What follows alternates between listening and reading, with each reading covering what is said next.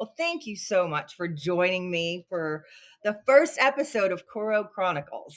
Honestly, I thought the best first guest to have was going to be you, just in the pure fact that what was it? Just a couple of weeks ago, after Leading Age, we had dinner and we realized that even some of our long-term partners still don't know the story of how Coro came about.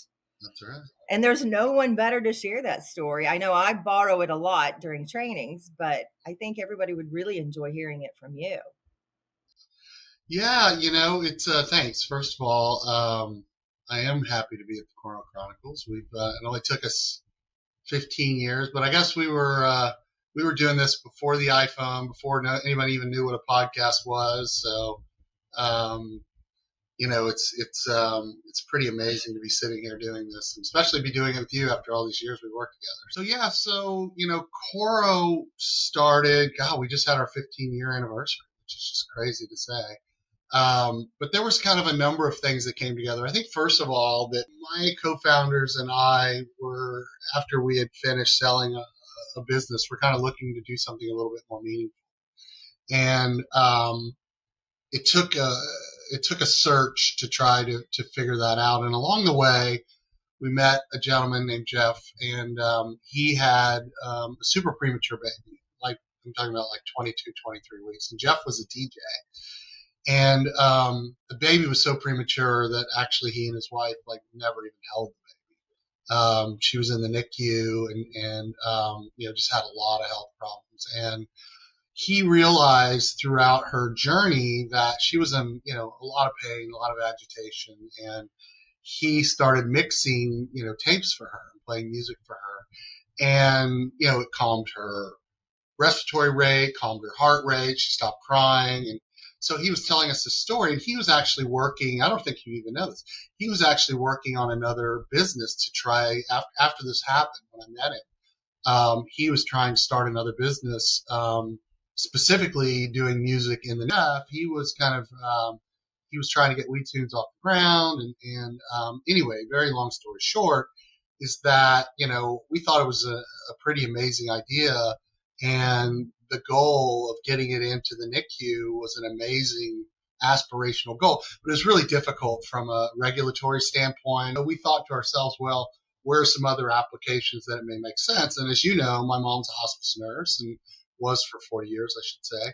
And so I started talking to her about the project, and she started sharing with me how she used music as part of her care plan and how she carried around CDs and Sony Discman in the back of her trunk and would play, and started educating me on some of the challenges in long-term care. And then it just kind of flipped, and the co-founders and I were like, there's got to be a way potentially where we can bring this same concept into long-term care.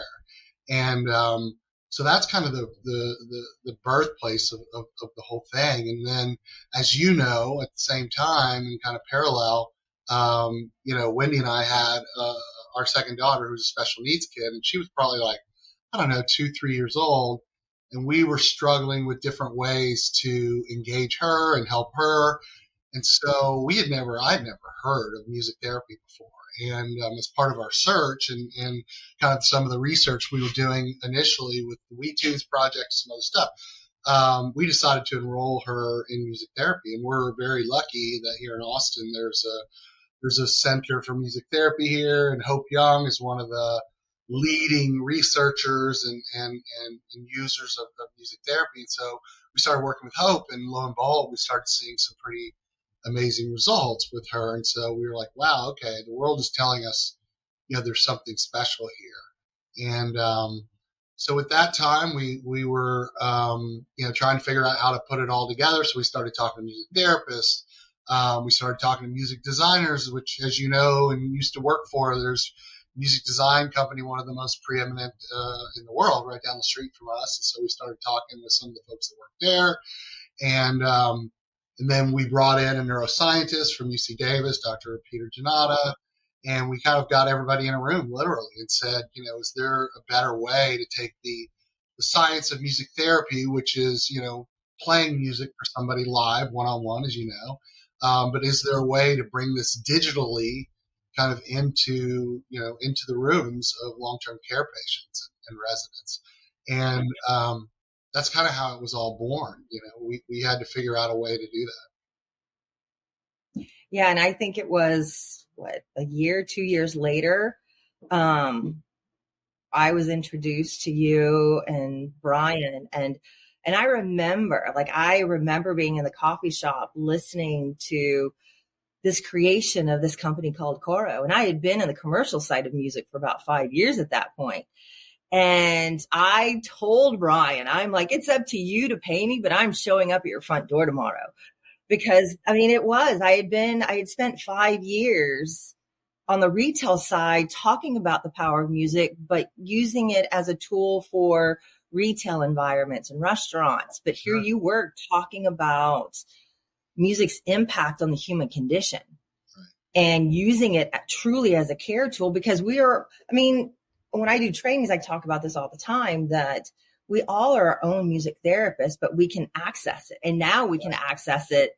I mean, I remember, it's funny you talk about the Walkmans. I remember that being like a wish list on a Christmas list one year for Right. me, Right. because it was like, oh my God, I get to have my music with me. And Right. it's no more like listening to the radio and trying to record the song on a Right. tape and all of this. And then now where we are, it's like you can have access to it. But still, when you go into healthcare, I mean, that was the big thing for me. I mean, back in the early days, we were walking in and like there was nothing. There was no music except for maybe the TV. And then we were running Cat 5 and talking Right. about Wi-Fi and all of this. And it's like, what Yeah, is our that? places, none of our first customers, even had Wi-Fi, right? And we were, when we started, as we had a tablet, with speakers on it, and we made these boxes. My dad would make them in my garage. We had these little plug computers, and yeah, we literally, when we launched and we're going into our first customers, they had nothing. And so, to your point, we were putting a server in the community. We were running Cat 5 through the ceiling down into the rooms and plugging it into the plug computer and programming the music. We would do a music intake form and we'd fax them back to the office, and the Oh, I remember music that. therapist would bill their music prescriptions for them. And then, we literally entered them into the computer, and they would, automatically play at certain times of day based on their ADLs. And yeah, it was crazy from whence we started. And you just reminded me too, talking about your original, Sony Discman and all that. I remember I had to be like 7 or 8 years old, and what I wanted for Christmas was like a tape deck, a portable tape deck. And the first one that came out, I mean, I'm not kidding you, it was this big. It had a sling that went across my chest. The first tape I got was a Journey tape. I must have looked like a complete idiot.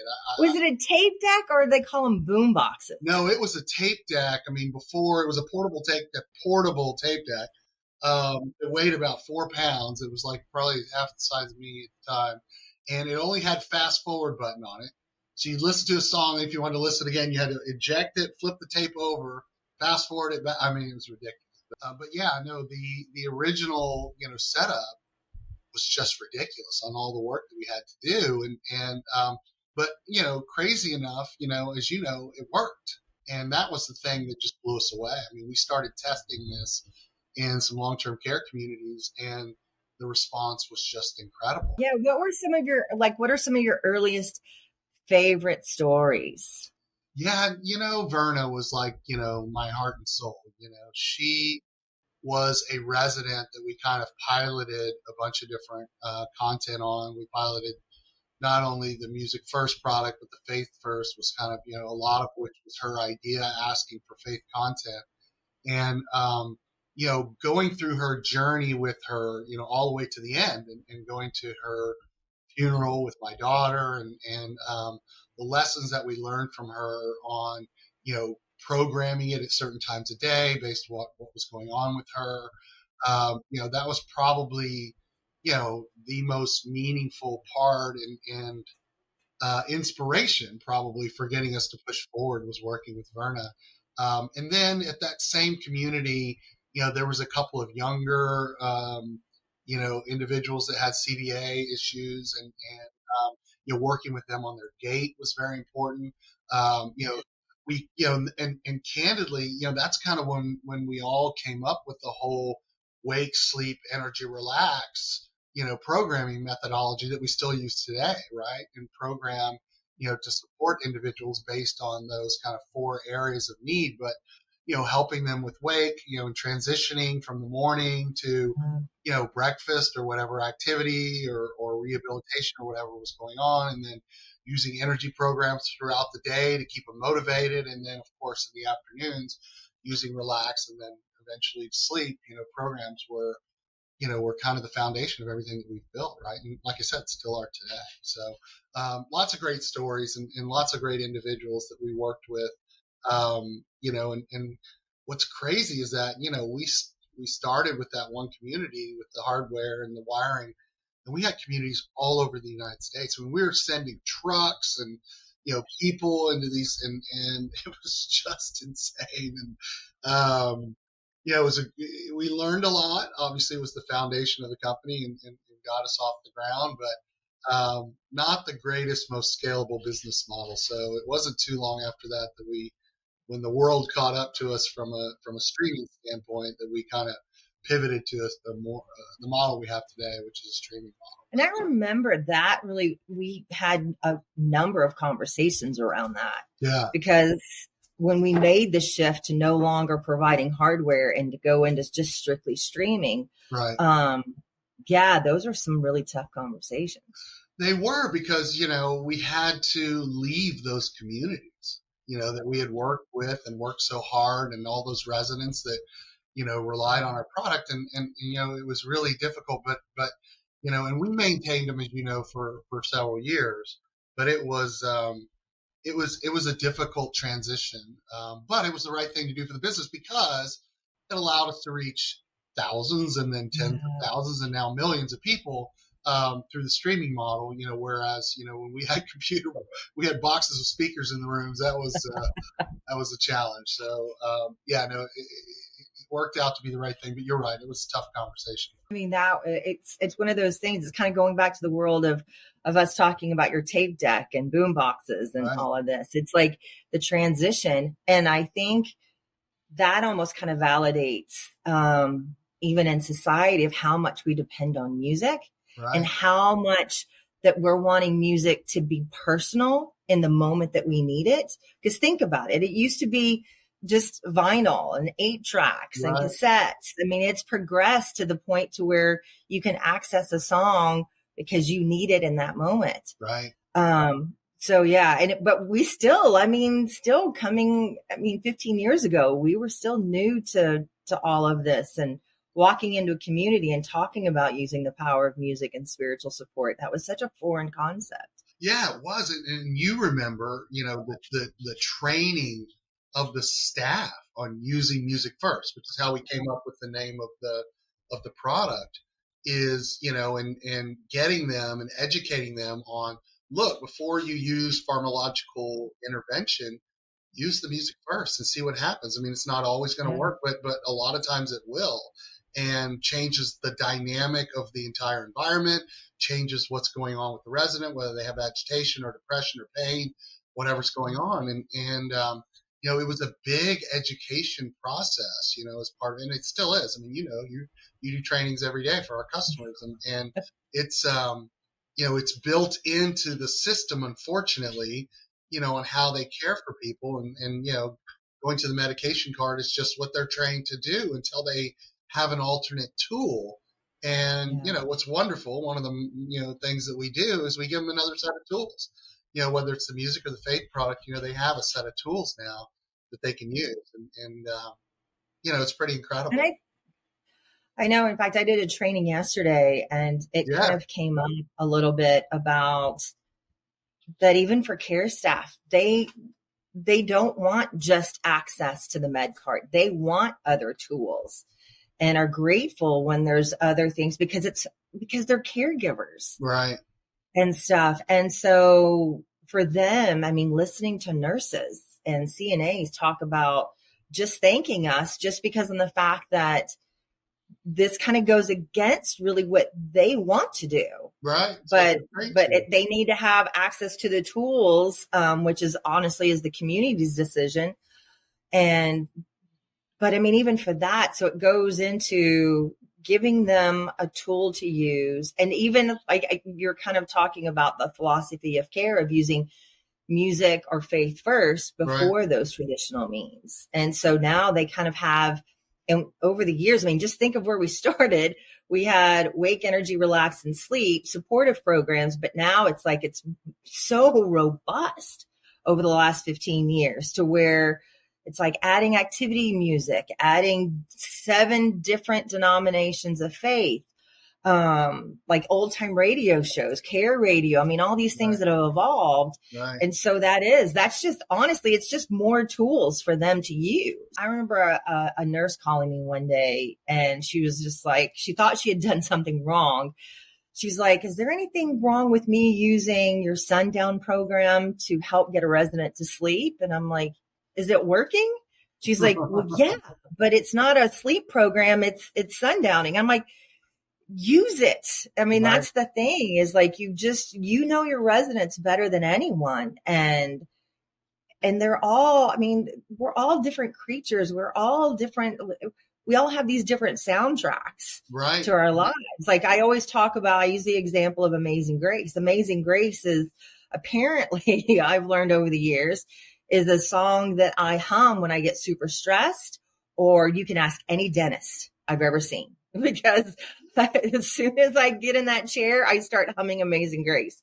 But for one of my girlfriends, it's probably one of the worst songs to play for her because she was introduced to it at her mother's funeral when she was a little Right. girl. Right.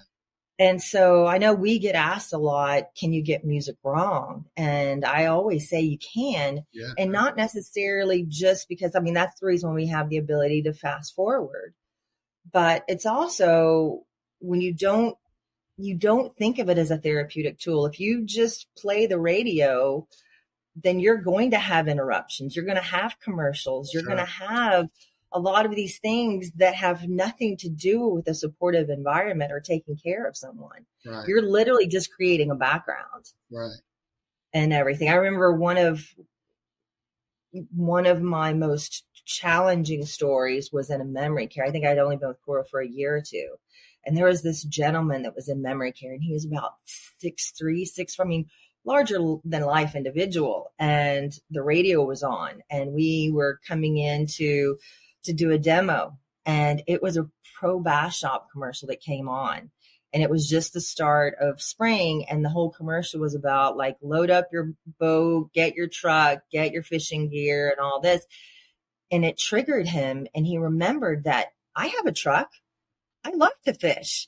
And then he started trying to exit. Right. And it was a really like, I probably looked a bit like deer in headlights because I had just never witnessed anything like that. Right. Right. And it was such a challenge for the staff. And the staff were, I mean, it was 3 women.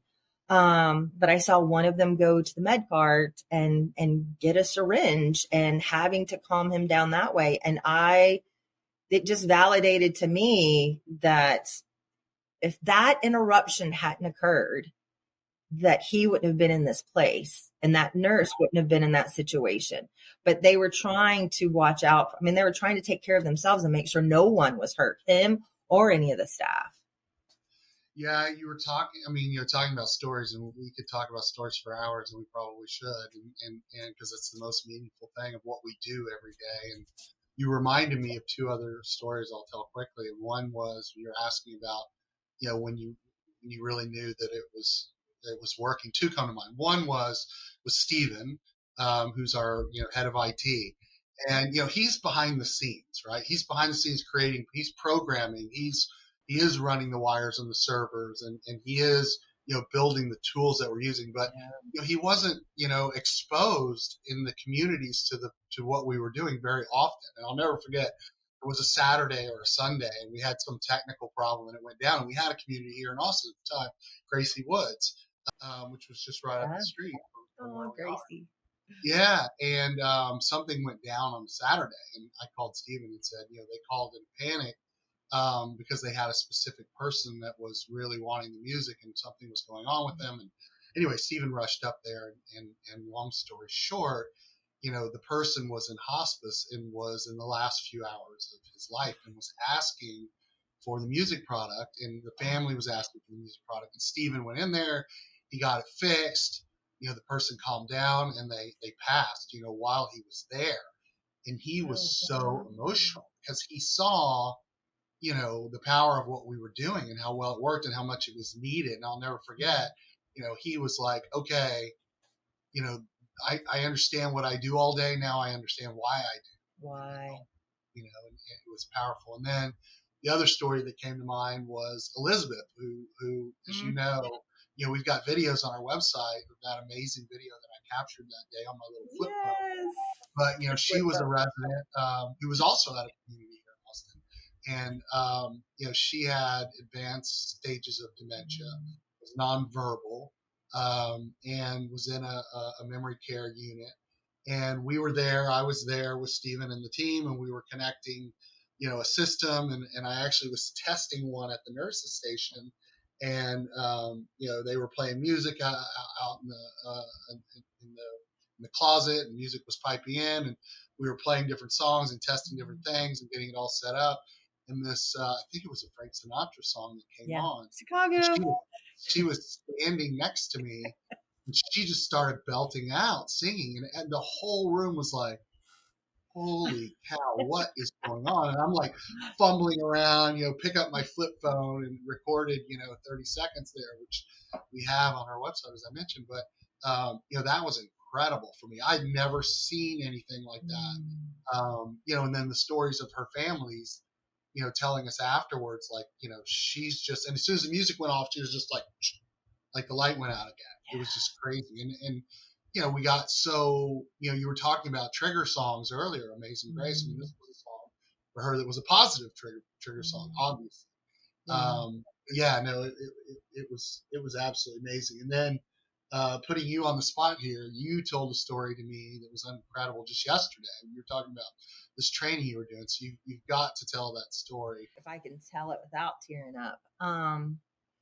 Yeah, in the middle of it, I mean, it goes back to like one of those things that we're now, because we have these partners that have devices and all of this technology, we're not really at bedside anymore. We're not in the Right, communities personally.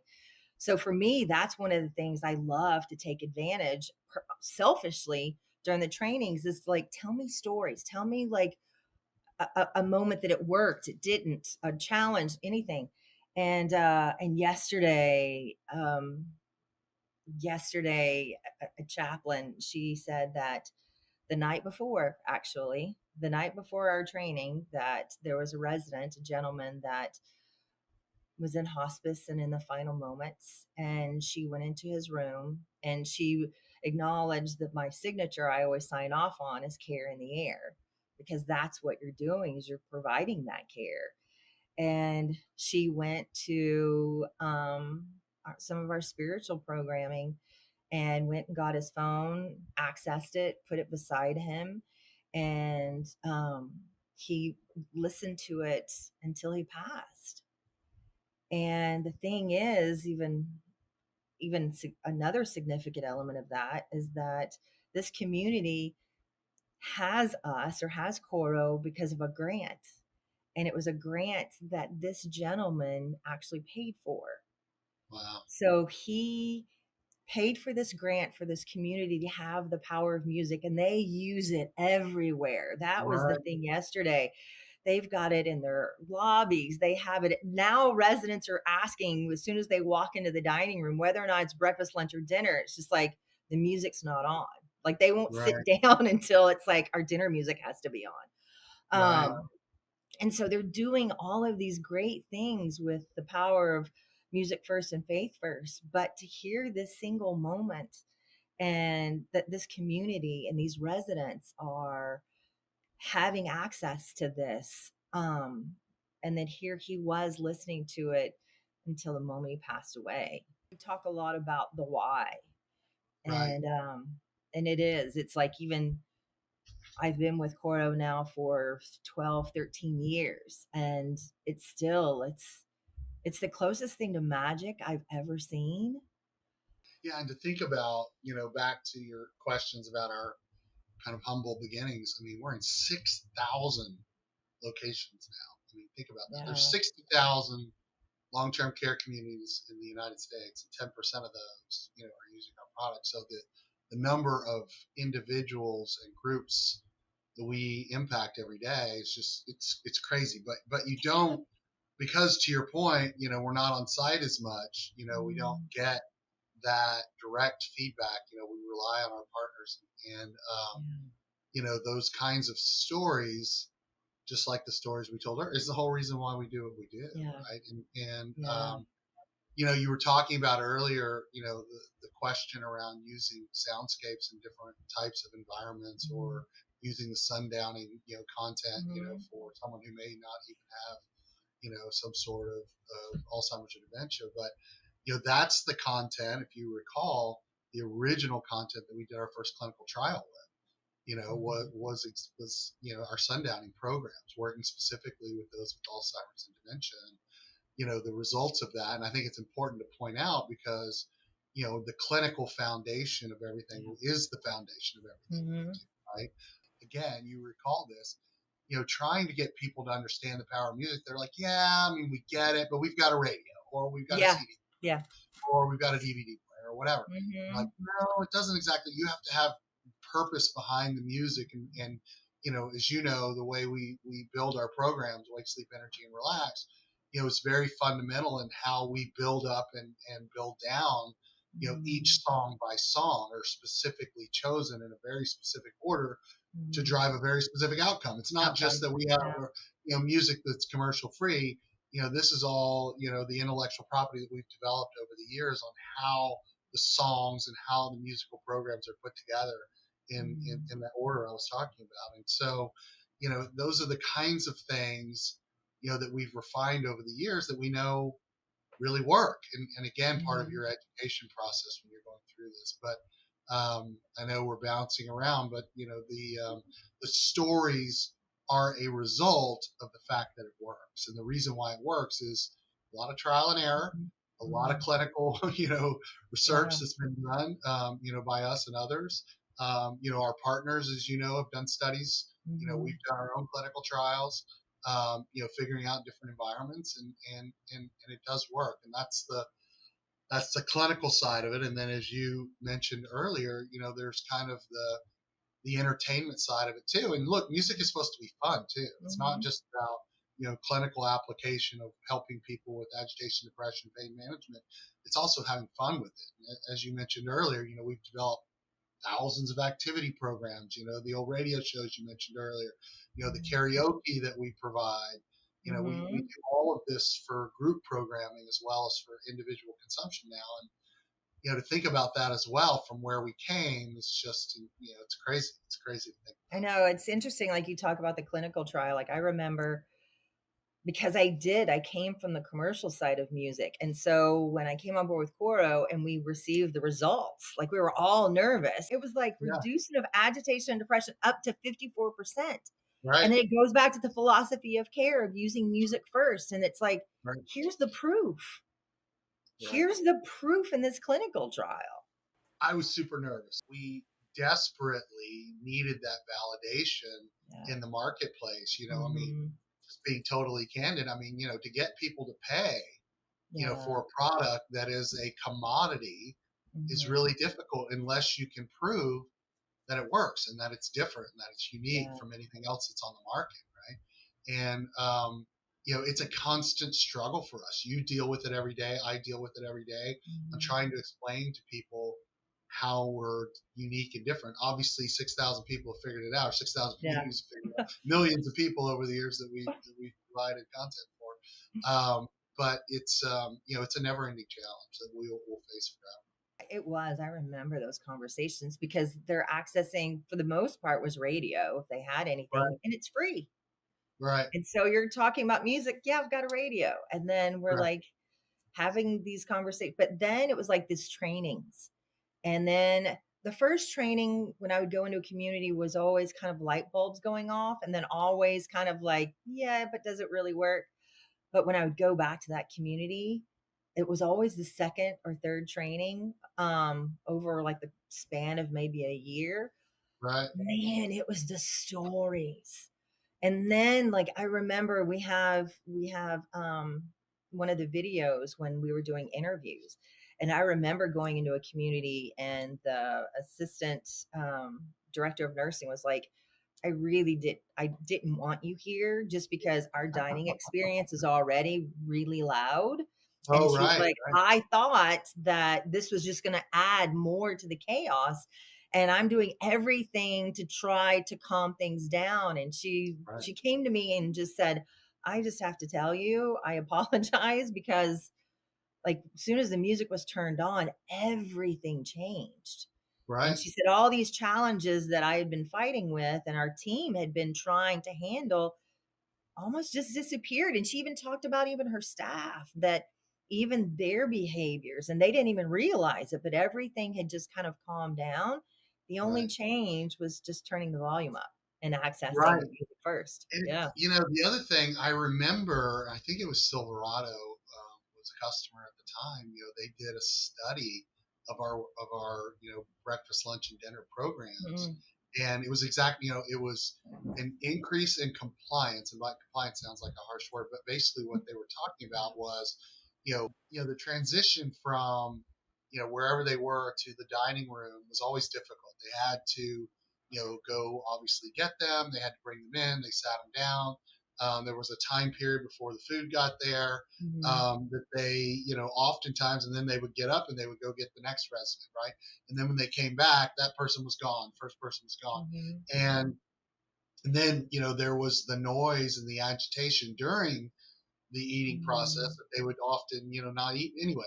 They came back to us after the study was done and they were like, compliance is better when the music is playing, appetite and consumption is up. They actually tracked weight gain and loss during the with and without the music programs. I mean, it was crazy, and showed the benefit. And as you know, our breakfast, lunch, and dinner programs are designed specifically, Mm-hmm. for that environment. Breakfast programs, help progress up. Dining Yeah. program or dinner programs help progress down, and the songs and the song order and the types of music that we choose, are very, very specific and purposeful Mm-hmm. to help with that. As far as whether it's vocal or non-vocal, Mm-hmm. what beats per minute and tempo and vocalization, all those Yeah. things are built in to our dining programs, and it was incredible to see and just further validates everything we work Yeah. I mean, it is. That's to me, that's almost a bigger honor than, I mean, yes, we did our own clinical trial, but when our partners look at our service so much that now they're paying attention to the point to where we actually want to do our own study because they're wanting to share that with people with. that Right, are coming to look to live at their communities. Like we had one partner I remember in California, and they were looking at activities because they were right. I having remember. very little participation. They had wandering, they had all this, and then and they even looked at the pharmaceuticals that they were using during those times of the day, and all of that had reduced, and then engagement had increased. And that's Right, before we had old time radio and music trivia and right, everything. Yeah, so when I do trainings, it's constantly, I always advocate people to, whether they have us or not, because it's also finding out areas that need something, is that everywhere you walk, in fact, anyone watching this, walking through your house, walking through your community, even sitting in your car, everything has a sound to it. right, But when you take this much mindful consideration and using what you hear as providing care, it changes everything. And the thing is that we have had people over the years going, oh, I can make my own playlist, or oh, I can do it myself, and all this. And it's been interesting, those people that have humbly come back and going, this is a lot harder than I thought. yeah. You brought up their ability to do it themselves always reminds Mhm. me of some of the stories you tell about the caregivers you know playing music that they like, Oh, yeah.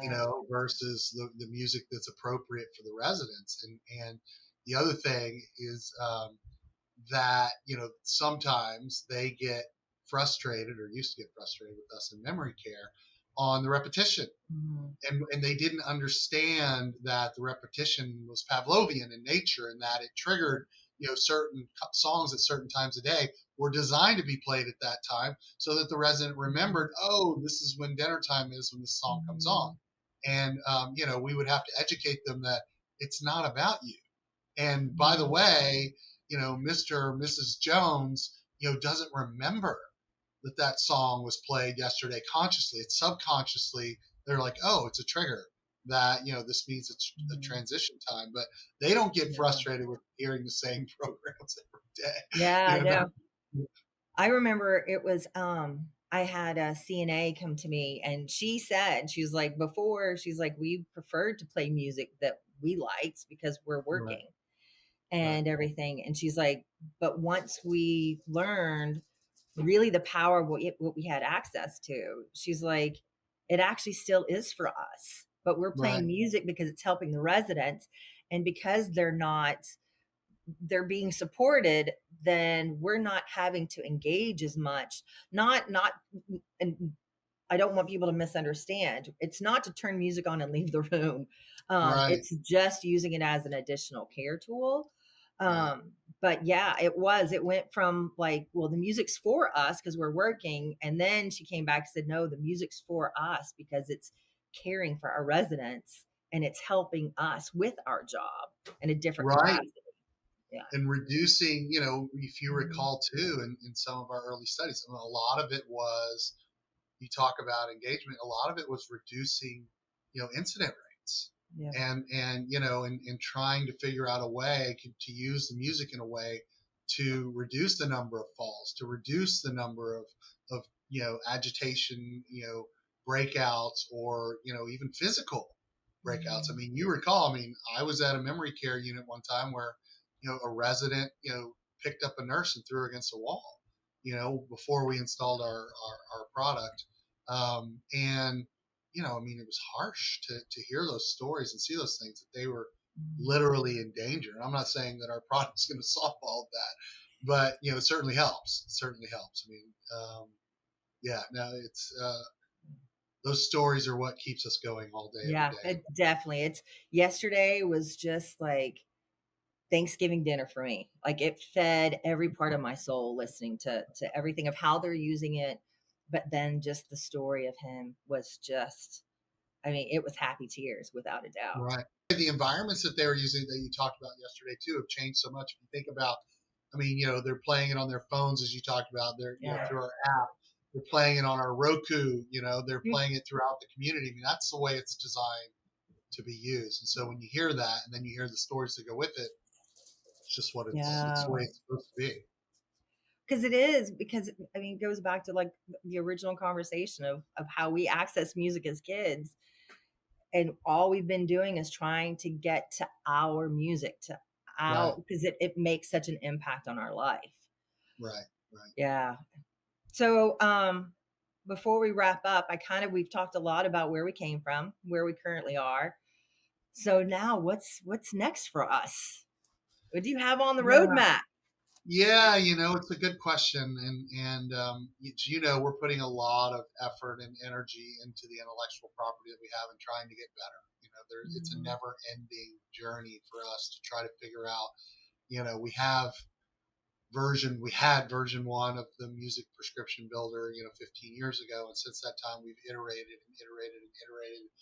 And now, of course, we're looking at all the different AI technology and how we can, Yeah. utilize that, to dynamically build playlists even better than they are today. We're looking at doing more clinical trials, as you know, right now, trying to raise money for those things, which is a difficult task with our friends at the NIH. But they, it's there and difficult for a reason, because it's supposed to be Mm, rigorous. yeah. So we're going to be doing a lot more clinical trials. We're going to be adding more content and more verticals. We focus so much on the therapeutic benefits, and that'll always be the foundation from whence we came, and what makes Mm, us different than everybody else. But we've also realized that, to be a single music source for our communities, we have to have all the different types of content, right? So from an yeah. audio, video standpoint, We're bringing in more of that type of content. Mhm. We're expanding our faith library. As you mentioned earlier, 7 different denominations of faith that we support. Specifically, catered for individuals in a healthcare environment. Mhm. We're adding a lot more content there, adding more, religious leaders and thought leadership in that area. So it's going to continue to progress. I think that how we're delivering the music will continue to evolve. We're doing Mhm. live recordings now, which is pretty funny. Which I haven't even told you. What was the name that you came up yesterday? It was Couch something. What was it? Oh, Oh, living room concerts. yeah, yeah. So we actually named it yesterday. I didn't get your approval on this. You may shoot me down, but couch concerts is what Stephen and I came up with yesterday. So we actually have an icon of a couch with a musical note to it. Perfect. Yeah, couch concerts. Perfect. We've got some great musicians that have joined our team that are recording live, and so we've got a lot of new and additional content coming, and we'll refine the clinical stuff, and we'll get Mhm. more expansive on the entertainment pieces. It's it's funny. It's like every few years there's like this big shift and it's just more exciting but the stories are still at the heart while the Yep. technology and everything changes. Yeah, you can do all that stuff that you want, but at the end of the day, it's all about how you put the programs together, right? And so Mhm. us trying to get better and continuing to get better at that through the use of technology and the feedback that we get from residents and staff it's that's how we've always developed the product is based Mhm. on feedback that we get, right? I mean, we can sit around and think about it all we want, but it's the use cases in the communities that drive the product development roadmap. It always has and always will. Mhm. Well, I hope this helps for any of you watching, especially those that might have just been introduced to Coro from David himself. Um, but I hope that this time with us helps kind of solidify what makes Coro different, what makes music first and faith first different. If you're considering wanting to maybe try a demo or get some more information, by all means, reach out to me. It's just Debbie, DEBI, at corohealth.com, or reach out to David directly. In fact, even Yeah. tag him and find him on LinkedIn.